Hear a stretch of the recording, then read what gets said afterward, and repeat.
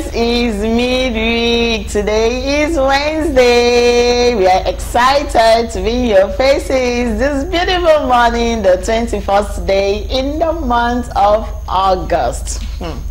Gradually, August is saying goodbye and we are entering September. But the good thing about August is it comes with a lot of celebrations. Yes, so many communities are celebrating New Year festival. You know, yesterday the traditionalists, yes, had their celebration.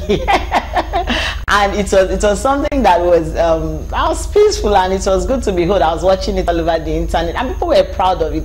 The fact that people are proud of what they believe in, what they stand for, it's something that makes all of us different. Your identity, my identity, is what makes the difference between the both of us. Welcome to Family and Values on Galaxy Television. If you're just watching us for the first time, Family and Values is a show where we discuss everything that has to do with your family, my family, your relationship, my relationship, our kids, our grandparents, extended families.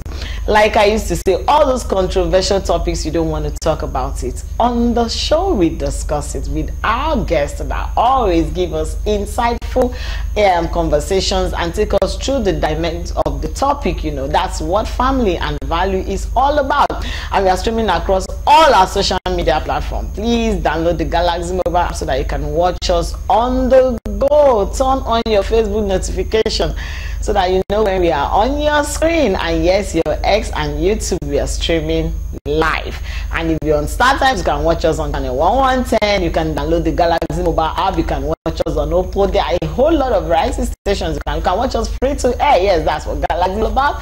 We are reaching for the stars, and it's my pleasure to welcome you to the show this morning. My name is, and will always remain, says Joy Abu.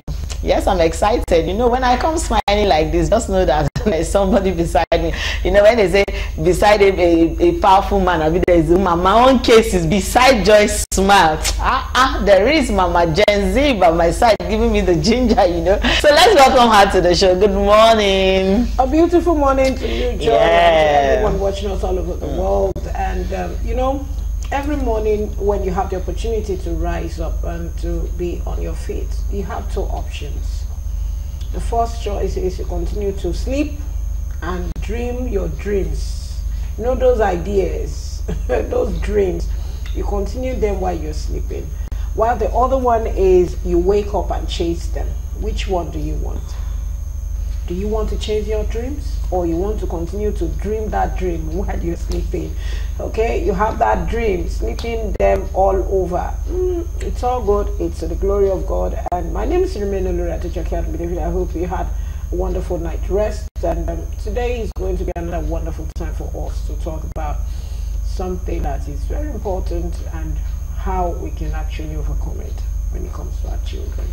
Stay tuned and let's work this together. Yes, today's conversation promises to be interesting, but then yesterday I received one of the best news. You know, when you receive certain news, it just brings this joy, especially knowing what someone has been through. You know, my friend gave birth to a baby girl. You know, wow. Herself and her late husband have been waiting for 11 years. They have a boy that is already 11 years. So, you know, getting pregnant and then losing your husband, you know, it's a mixed feeling, you know. And then here she is, she gave birth, and then she called me and said, finally the baby is able, can't see the dad. You know, but the good thing is mother and child, they are all safe and sound. So if you're passing through one trouble or the other, you see, God always has a way of turning situations around. I remember one of our guys said something that when he lost his wife, it was the turnaround situation for him. Like the whole situation turned out to be good and took him to a higher level. So sometimes you experience certain things in life. It's not because God says, you know, the Bible says God knows everything. He is omnipotent. He is even before it happens. So he knows the beginning and not to the end. He already knows where it's going to end. So if you're going through any situation, just know that God got your back. And yes, Family and Value, we are here to give you that encouragement you need. Okay, do we have any birthday shout out this morning? To God's glory, to everyone celebrating birthday, anniversary, any special moment today. We wish you the very best, and we pray it's not going to be your last. It will be the beginning of another new aura of goodness around you. And don't forget to join us on all our applications. AVO, on O Prime. You can always join Galaxy Television, and also on digitalized station channel 741, and also on the free-to-air on UHF 27. Okay, yes, so she has just mentioned all the channels to you, so you're not left out in any way. On that note, let's start the business of the day, because we have a lot to cover when it comes to this topic, and we don't want to waste your time. We just want you to sit back, enjoy the mini future. When we return, our guest to be joining us via Zoom. Let's go for our mini future. We will be discussing dealing with anger management in kids. Now, we've seen a lot when it comes to angry children. We've experienced it even as parents at some point, and and it's important we talk about this conversation, because a lot of them go extreme. They go as far as punching, injuring, and there was a story online, we still come to that, about anger. And so it's important, let's talk about it. How do we deal with anger when it comes to our children? How do we help them manage it? Because the anger you don't manage, and they grow up into adults that become very aggressive. So when you feel they are too small, before you know it, that's why we have a lot of adults that are aggressive out there, is because they were not properly taught how to manage, how to channel their anger rightly. And we'll be having this conversation via Zoom with our guest, who has been on standby. Good morning, Oludara Comfort. I started to pronounce the full name. Good morning to you. You look beautiful. She's more brighter than yes, so bright, you guys. Yes, she is. She is a marriage counselor and a life coach.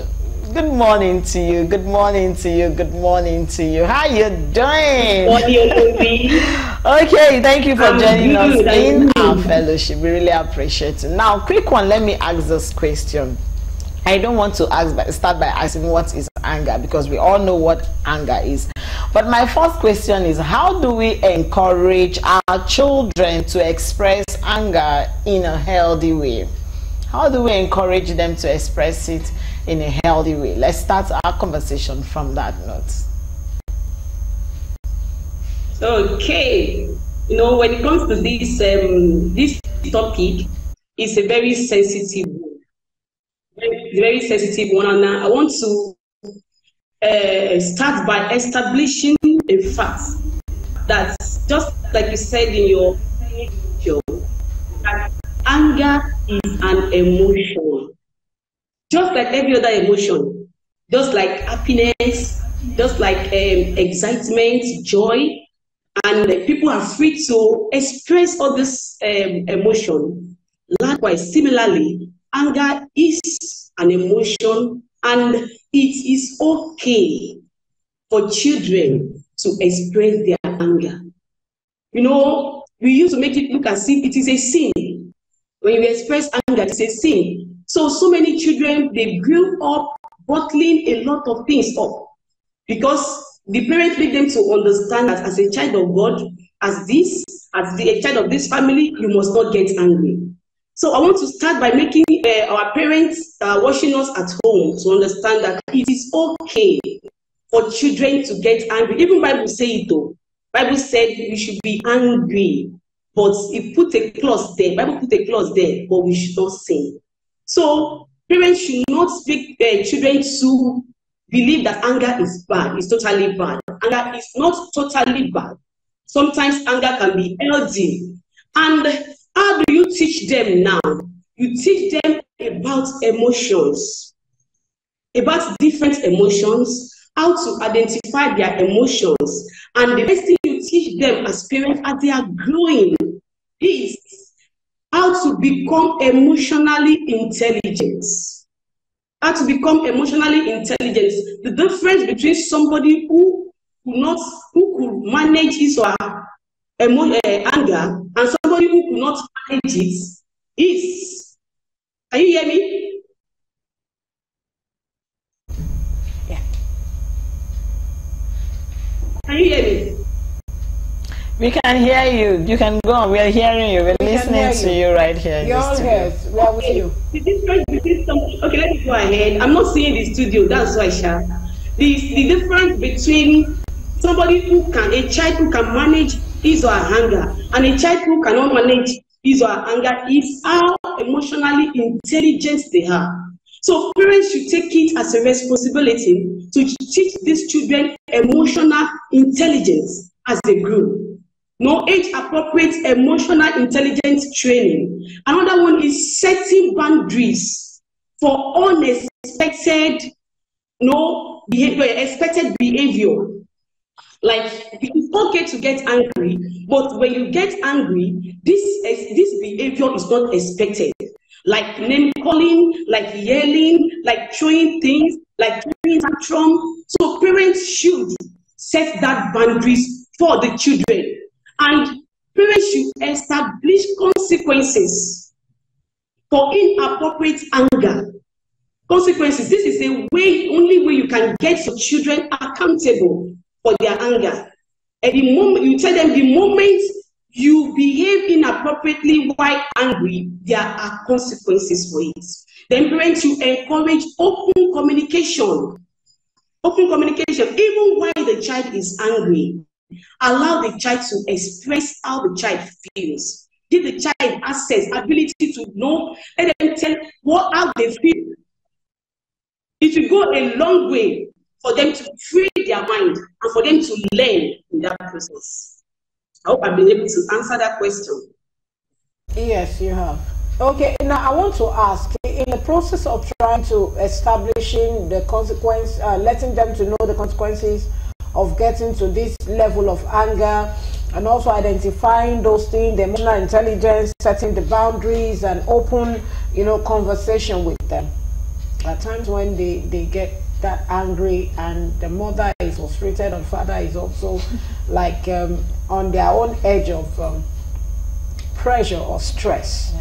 How do you handle them, especially when they are angry and you are coming back from work all stressed out and everything? How do you handle them calmly so that it do not look like you're pouring your frustration or your stress on on them? How do the parents, how should they handle this calmly?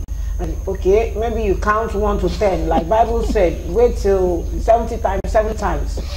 Do you apply that, or how do you handle it calmly? That's the question now. Okay, so we have to be realistic here. Sometimes it can be so frustrating, when you have a lot on you yourself, and the children, they are getting angry, throwing tantrum, trying to calm them down, and yet it seems as if they are not on the same page with you. So it is very possible for the parents to even flare up at that moment and escalate the issue at that moment. But I want us to know, sorry for the background noise. This is where I could find network. Okay, I want us to understand something. As parents, that's when it comes to anger management in our children, it begins from us. It begins from us. You have to become intentional, having in mind your child. At that moment when the child is angry and you are maybe you have your own you are already having a rough day, you are tired. What you should do at that moment is you must become intentional. I used to tell parents in my circle that anger, is a tool we can use to teach children life skills. That moment when the child is angry, the parents need to be calm. Don't see yourself at that moment. As in, the focus should be, what will I teach the child at this moment? And you have to bring yourself to that point where you are calm. Because if you treat it the way you feel, or you are feeling at that moment, it will escalate and it will turn to a lot of issues. So we call something delayed gratification. Even if the child is angry that time, delayed gratification means, allowing things to cool down before addressing the issue. There are some times that we need to learn this skill of ability to ignore things. So you need to calm down, use delay gratification method. Like you said, you can count down to 1 to 10, like 1 to 10, but you can delay it. At that moment, you can keep quiet and delay it, because if you flare up at that moment, you are indirectly teaching the child that it is okay to flare up. When you find yourself in this situation in future, just do the way I do. So the point is, how will you want your child to behave? You behave that way.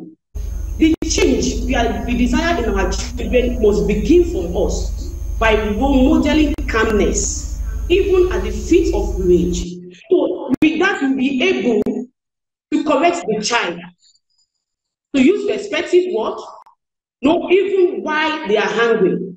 There are ways you can express yourself constructively without being aggressive. I used to tell children, if you are angry, come to me and tell me what is getting you angry. Don't you ever use aggression. The moment you use aggression, mommy will not listen. Hello. Wow, you've said a lot within a space of time, but now let me ask this very important question. Because we talk about empathy, we teach children empathy, we tell them, oh, be empathetic to one another and watch out for one another. Now, how important is that word empathy when it comes to anger management? What role does it play, especially in kids?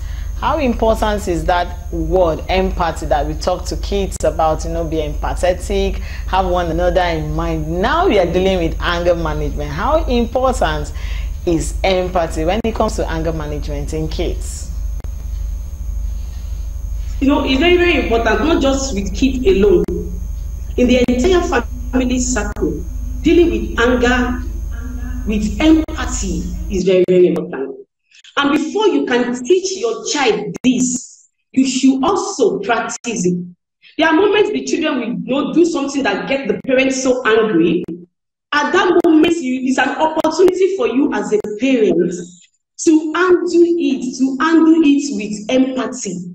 Then by the time you are able to handle it with empathy, you are indirectly teaching the child that any time you are in this situation, this is how you should handle it. But sometimes we expect the children to handle anger with empathy, while we are not handling anger with empathy. So whatsoever change, my point I want to start with, whatsoever change you want to see in your child as a parent must begin from you. When it comes to the issue of anger in children, parents are the 90% of adjustment to make, because a child of a yeller is a yeller. A child of an angry mother or angry father is an angry child also. That is where you see children, when they start getting angry, we say, oh, this child looks like the father. You are getting angry like your father. You are getting angry like your mother. It's because that is what they see. That is what the parents will play.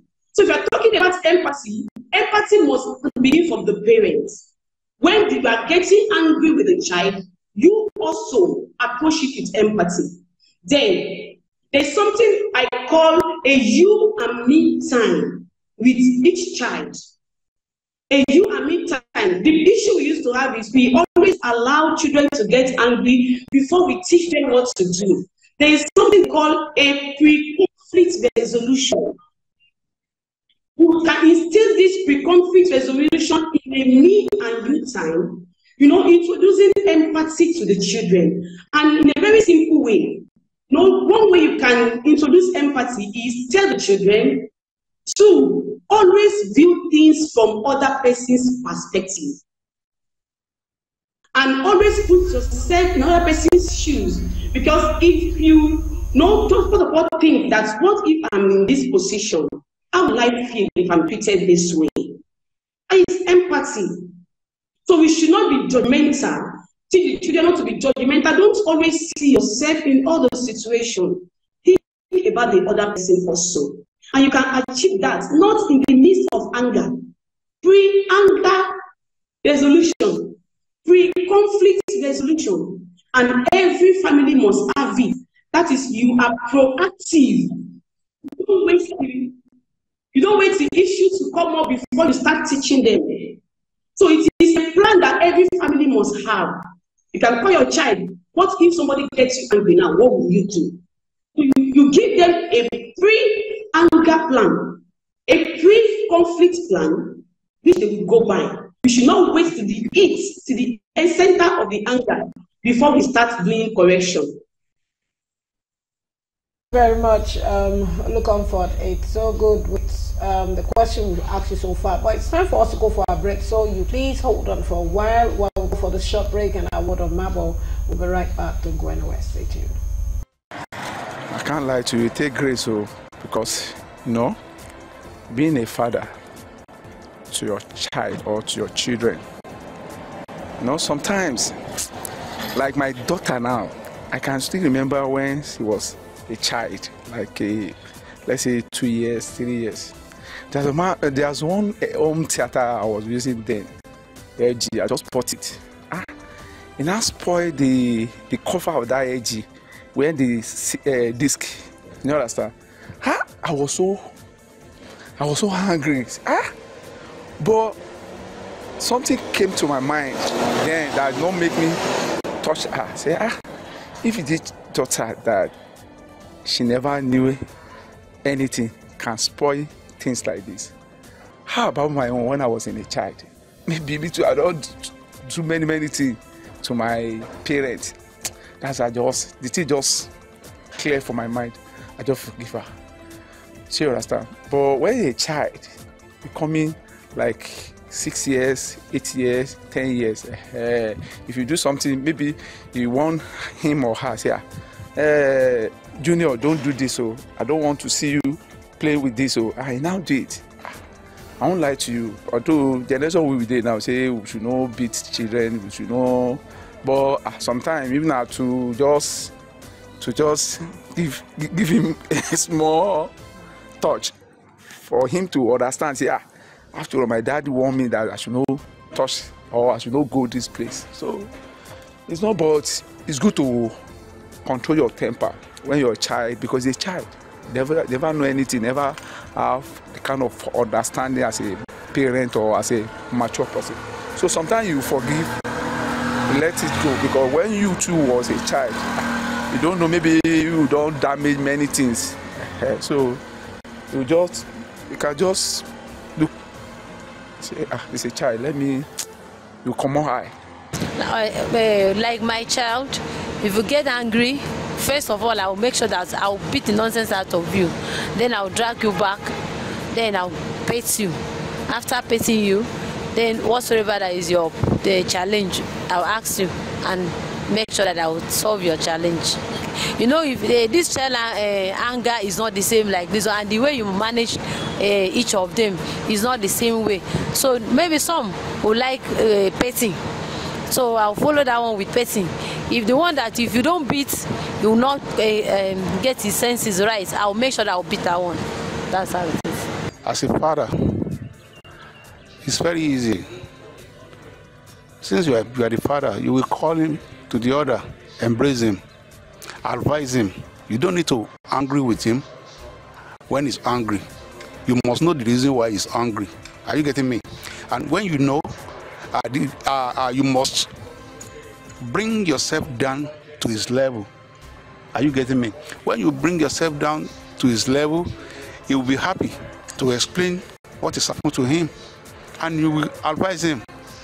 This is how to do it. This is how to do it. You don't need to hungry. Even though you need something from me, come to me. I'm your dad.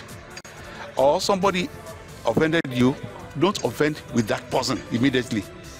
Come back, think play. It's not good for two persons to be wrong at the time.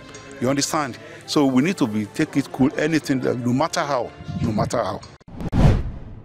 And Vox Pop, we needed to hear from our viewers what they have to say, their input into today's topic, because it concerns you and it concerns us right here. Of course, we heard some of our viewers say, I'll beat the nonsense out of the child. We'll come to that conversation, But we've been discussing dealing with anger management in kids, and our guest has been joining us via Zoom. Okay, Olu Comfort, we are back. Hope you're back with us. And I hope you listened to the Vox Pop because you're going to have 1 or 2 reactions and questions from that angle. Hello. Hello, Comfort, are you still there? Hello. Okay, welcome back. Welcome back. So I believe, did you listen to our Vox Pop? If you did, I want to start my question from the woman who says, I will first beat the hell out of him. Now, how do we now teach our children how to resolve conflict peacefully without any bias, mind, beating him seriously, you know, judiciously, systematically? You know, there's some beating your punishment you give to children that you don't even need to mark their body. You don't. By the time they finish that punishment, it will go a long way. Me, I love punishment and beating. Because beating puts a lot of fear. Fear, trauma into a child. Because even when you are not ready to beat, you want to pass, the child will be like, shake it, very shake true. it. Very true. But when it's punishment, they will not know which one you want to give. So how do we teach them how to resolve, you know, situations like this, conflicts peacefully without any problem?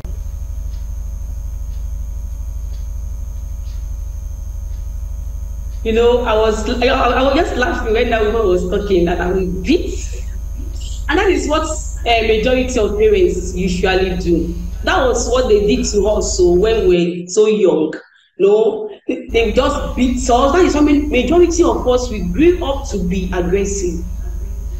Majority of us now that are parents now, this our generation, grew up to be aggressive, defensive, because that was the pattern our parents brought us up with.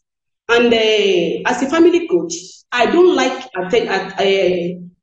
tackling issue on the surface. I love to go to the foundation, because the reason why we have this reoccurrence of misbehavior in the family is because we always tackle things on the surface instead of us to go to the foundation. For every child who is always angry, there must be a reason. There must be a reason. So in case you have a child who is always angry, can you just find out, why is this child getting angry all the time? Why is this child getting angry all the time? Okay, let's now come to the question you asked me now. That how do we teach them conflict resolution? Is you have to be proactive, like I said. As parents, don't wait on the conflict happen before you start addressing conflict resolution. I have a book that I wrote, Pre-Conflict Resolution as a Family. For children also. Like I had this conflict resolution for my children, that I just asked them that if the both of you are angry with yourself now, how do you sort it out without mommy meddling into your situation? So I asked them to go inside, go and write out how you want to be sorting out your issues, how you want to be expressing anger in between yourself. Go and write it down. They wrote it down. They were very young then. They wrote it, now they're teenagers. They wrote it down. Then we pasted it on the wall. We pasted it on the wall in their room. So whenever they are angry, I will tell them, go back to your conflict resolution plan. Go back to your conflict resolution plan. So one thing I want parents to do is be proactive. Have this conflict resolution plan for your family. Then another one, the practical aspect now, teach the children how to express themselves constructively, not aggressively. In case something is getting you angry, express yourself to the person in question. Use I statements. Don't use any abusive words. Don't attack the person's personality. Address the issue at hand. By the time you are saying, are you mad? You are mad, idiot. Look at your head. You are attacking the person. Then your point of view at that moment will not be heard. So stop missing issue. Don't leave the person alone. Just address the issue at hand and express how you feel by using I statement. When this happened, I felt this way. Then, if the person is not cooperating, talk to a trusted adult. Talk to a trusted adult. Even we have conflict resolution in the Bible. The Bible said that you should talk to somebody, you didn't hear, go and call the elders in the church. Okay, talk to your respective adults. Instead of you being physical, except in the place of self-defense. If there is nobody trying to attack you, don't be aggressive. Don't fight, even in the family.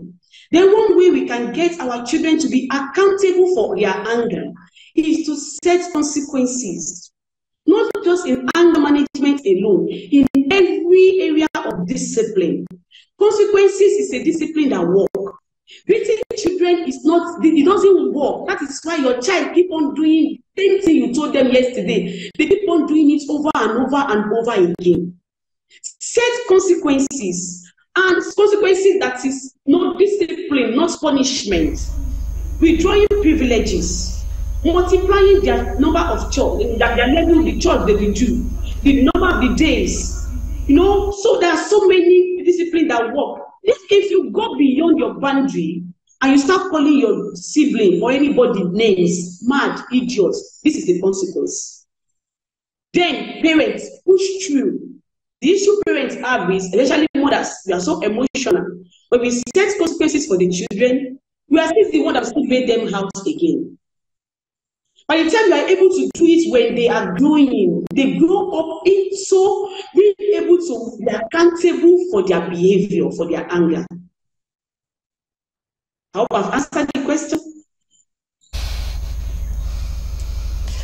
Okay, yes, you did answer that question, and I want to quickly ask this question because you did touch a bit of it as we are about rounding up, because we are, of course, time is never our friend on the show.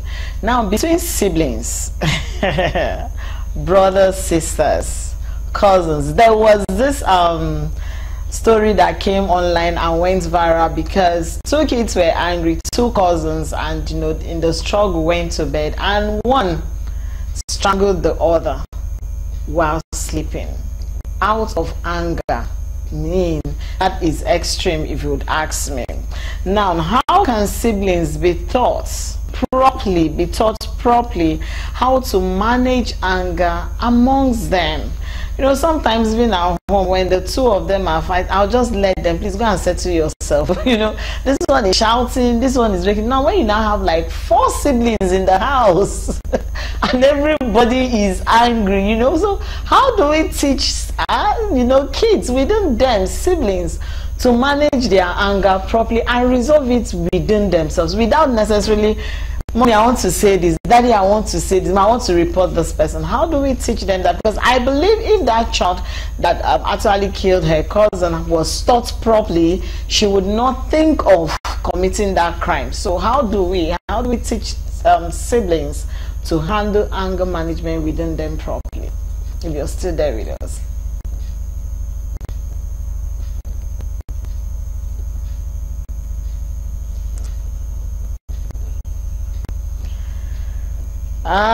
Okay, I think she's having network issue. Oh, well, I would have really loved her to answer that question, and you know, because she had talked a bit into it, and this.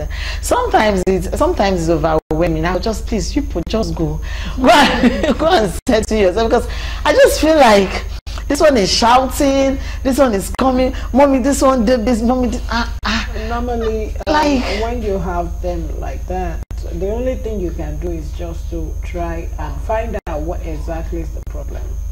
Unless if you have a favorite. But sometimes I feel like a favorite sentiment comes into it. Sometimes the younger one wants to take advantage of the fact that he or she. Yes. And I think maybe it was even the cause of the whole thing. It started it. It triggered the anger on the sister. And what I always tell my daughter is, see, let me tell you, even Bible is not happy. He said, do not cause a man to get angry. It's not just father on son now. Even you, as me, it's wrong for you to try to create anger in the mind of your brother or your sister, your fellow, anyone around you. You have something on your head. But you know, in the area of trying to resolve this problem of who did what, sometimes I punish the two of them. And sometimes I will say, oh yeah, apologize. Yes, I think I do that a lot. Yeah, you should have done it this way. Maybe you never knew it was a mistake on your part. So sister, please forgive. If you apologize, you don't apologize very well. I will also tell you, say it the way it ought to be. I am sorry. Yes. Not sorry. No. I think it's common with the younger ones. David will always say sorry. Right. And even after that, hug yourself. Yes. Now go and do what your brother or your sister told you to do. That is after the sorry and apologetic way of trying to resolve the whole thing. Go and do what you're supposed to. Maybe he or she was supposed to do something, and children being what they are. So it's just that process for me.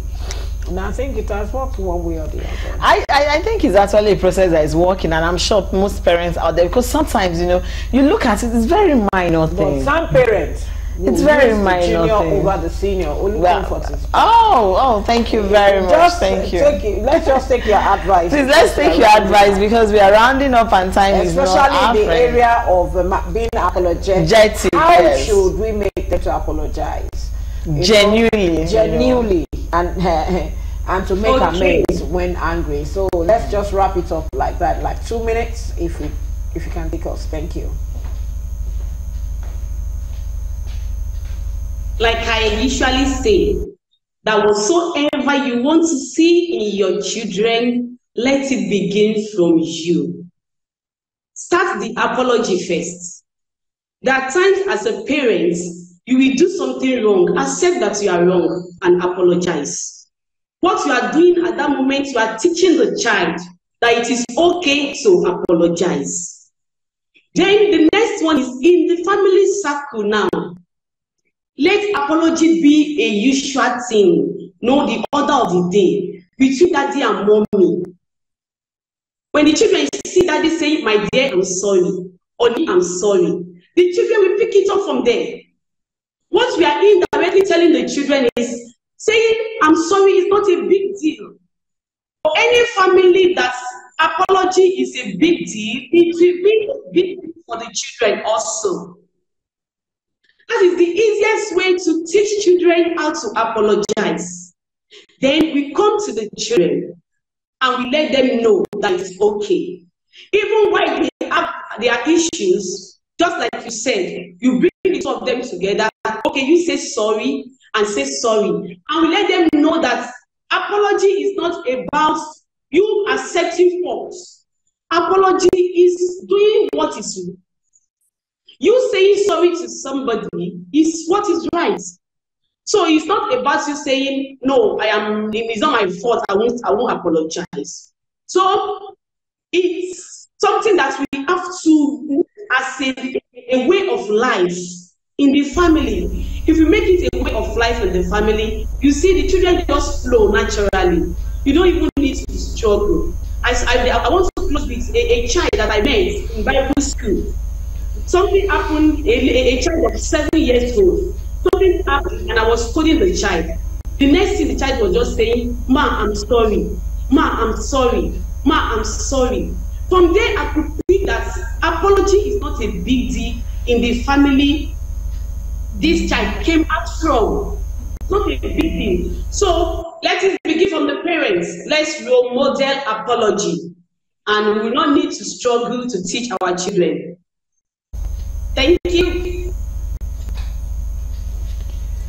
Thank you very much. We really appreciate your time. Thank you for doing justice to the topic the way we want our viewers to understand. You broke down everything and we really appreciate your time. We know you're a very busy person. We appreciate you. Thank you very, very much. We love you. We love you. We love you. My regards to the family. Have a lovely day. Okay.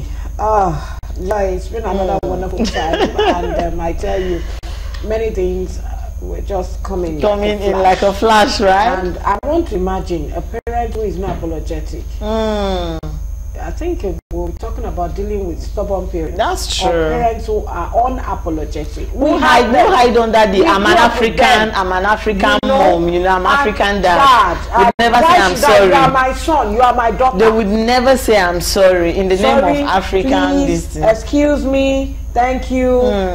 It's a bit difficult for them. Entitled even parents. when they find out they have gone through, they made mistakes, errors. Then they don't go entitled African parents. You know, so we'll be talking about that. We'll have that because conversation. what she went back again to say is that it is from you that your children will be able pick up, to yes, pick they'll up learn all these things. Yeah. And when they pick it up, it now depends on you also to try to retrace your step and get to the right path of life. Anyway, it's been a wonderful time. I believe you picked one or two things from our discussion with Olu Comfort, all the way from Owerri, from Warri. Thank you so much. We appreciate you. We love all of you. And to everyone celebrating today, we wish you the very best. My name is Rimilelu Radichoke. I believe you don't forget, tomorrow is going to be another day, but another program is coming up. So, joy. Okay, yes, tomorrow is Healthy Thursday. Like you know, I always come straight from the gym to the show, so it's another time for me to exercise straight from the gym.